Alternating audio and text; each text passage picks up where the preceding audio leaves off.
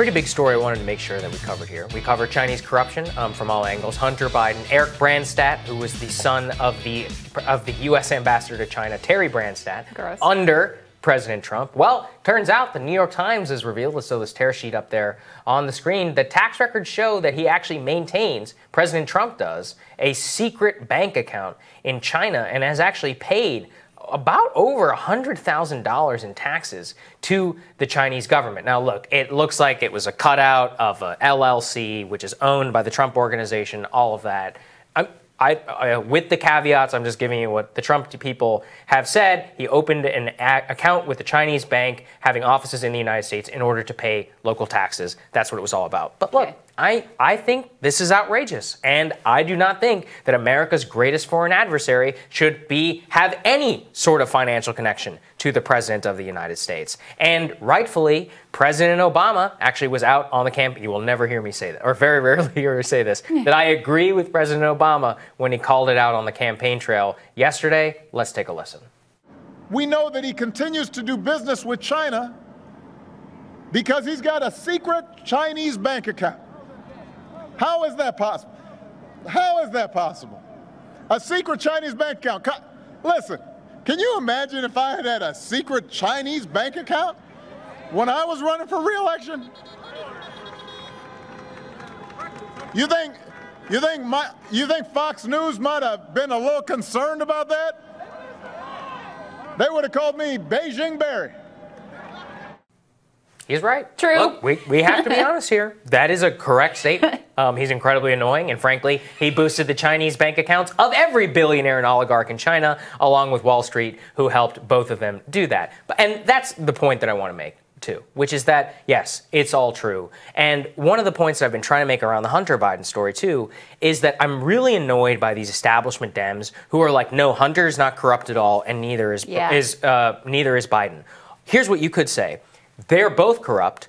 This one is slightly less corrupt than the other, in my view. Or, yes, it is corrupt, but I don't care because I care about abortion. Or I care about, the Supreme Court. Or I care about guns. Or I don't like Trump. That's a defensible position. There is nothing wrong with that. Millions pulled the lever with Trump and thought he was corrupt and a bad person. But they didn't care because they thought he was going to enrich their lives. Right. Or they cared, but they didn't have a lot of great options on the table. Correct. So they did what they thought was the best available option to them. I mean, I will say when I see the Trump kids out there talking about Hunter, I'm like, maybe sit this one out, guys.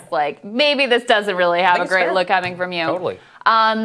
Here's my thing. I am really kind of an absolutist on this stuff. I actually think it's grotesque the way that the Clintons profited off of the presidency after the fact. Oh, of course. The way that Obama is cashing in on the presidency after the fact. And let me be clear, this is all legal and 100%. It's all completely accepted and mainstream at this point. But think of think of the sacrifices that we ask our servicemen and women to make. And these people go out and call themselves public servants.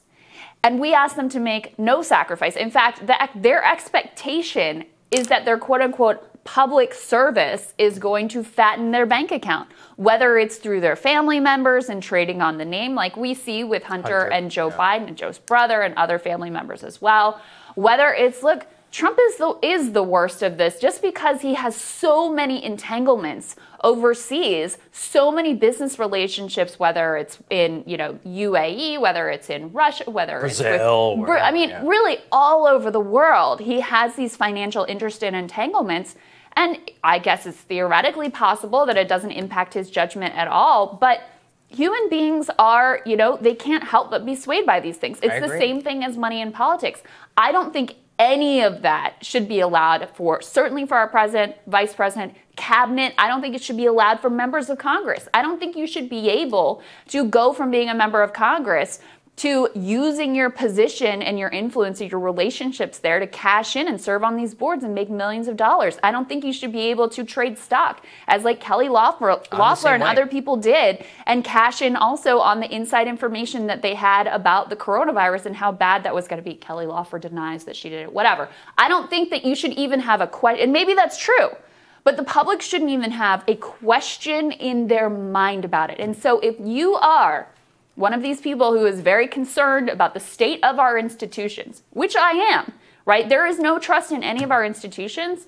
And part of it is exactly these dynamics. No one is going to believe that a president has foreign entanglements with China and all these other countries, or, in Biden's case, whose family members were cashing in and he won't even address it directly. Like, no one is going to believe that these are all completely disinterested, non-self-interested acts that you're taking. And they're always going to have a question in their mind of like, okay, how does this benefit you financially? And that's a disgusting place to be in. Yeah, I'm the same way, which is that I don't even believe in blind trust when people are like, oh, somebody else manages my portfolio. No, liquidate. That's it. You just hold some cash in a bank and get crappy interest rates. That's your sacrifice. You just have to do it. Yeah. And if you want immense power, you want us to turn over the nuclear codes, that's what you get, right? Yes, and be a public servant and have some sacrifice that comes along with that. This is the key I want people to understand, is that all corruption is not illegal. In fact, institutionalized corruption is one of the worst things that's happened to this country over the last 40 years. It's a recall to how we used to really work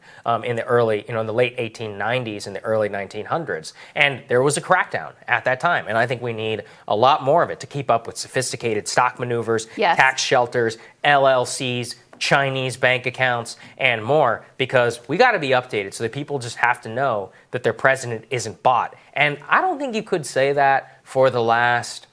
I think Clinton was probably the last person you might have been able to say that about a foreign entity. I'm just talking about foreign. And he had his own problems with Whitewater and all domestic corruption too. So in reality, I mean, we haven't had a non-millionaire sit in the Oval since Jimmy Carter. That didn't particularly work out. And he was a flash in the pan compared to the ones who even before came Obama wasn't particularly wealthy before he came into office, but he certainly, he and Clinton have both cashed in after the fact. Jimmy Carter was really the model of, and this kind of comes out of that post-Watergate mentality, where trust was so broken and there were reforms, there was a bit of a crackdown, there were reforms put into place to try to root out corruption of government officials. And so he made the choice after the presidency, he didn't cash in. He still lives this very modest life, and didn't go out and he still volunteers. In terms of who he has been as a human being post-presidency, to me, he has set the model and the standard of what it should look like.